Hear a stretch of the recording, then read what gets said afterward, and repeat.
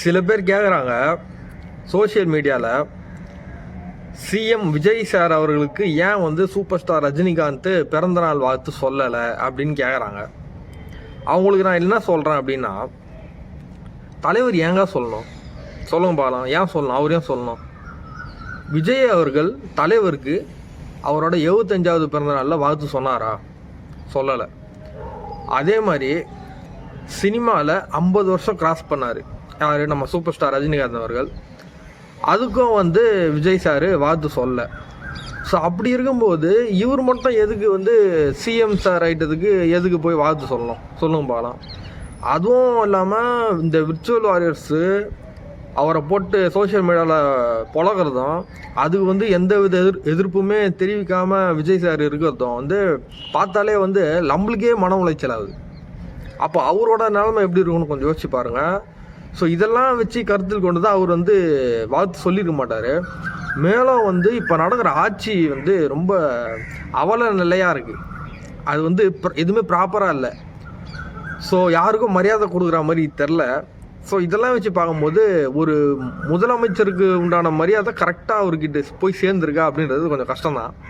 So அதனால் கூட தலைவர் வந்து வாழ்த்து சொல்லாமல் இருந்திருப்பார் எனக்கு தெரிஞ்சு. ஸோ அதனால் நீங்கள் இதெல்லாம் வந்து நீங்கள் ஃபீல் பண்ணிலாம் சொல்லக்கூடாது. ஏன்னா தலைவர் எது பண்ணாலும் அது கரெக்டாக தான் இருக்கும். ஏன்னா அவர் சொன்னால் ஒரு நியாயம் இருக்குங்க. இது வாழ்த்து சொல்கிறவங்களுக்கு என்ன நடந்துச்சு நீங்களே சொல்லுங்கள். வாழ்த்து சொல்கிறதுக்கு இந்த மாற்றம் வந்து தாவே காட்சி வந்து என்ன நடந்துச்சு? சொன்ன வாக்குறுதி ஏன்னா ஒன்று காப்பாற்றினாங்களா? இல்லை. டெய்லி அதே சட்ட ஒழுங்கு பிரச்சனை இன்னும் தொடர்ந்துன்னே இருக்குது. ஸோ அதுக்கும் தீர்வு கண்ட பாடில்லை. ஸோ அப்போ இவங்க அந்த மாற்றம்னு சொல்லிட்டு எதுக்கு தான் இவங்க வந்தாங்க? அது சொல்லுங்க பார்க்கலாம். எதுவுமே இல்லை. அதனால தான் வந்து தலைவர் வந்து வாழ்த்து சொல்லாமல் வந்திருப்பார். ஸோ வாழ்த்து சொல்லணும்னு அவசியம் இல்லை ஃபஸ்ட்டு. ஏன்னா அவர் சீனியர். அவர் எதுங்க சொல்லணும்? விஜய் தான் சொல்லணும். அவருக்கு விஜய் தான் அவரோட பேரை யூஸ் பண்ணி தான் ஃபஸ்ட்டு படங்கள்லாம் கிளாப்ஸ் வாங்குது.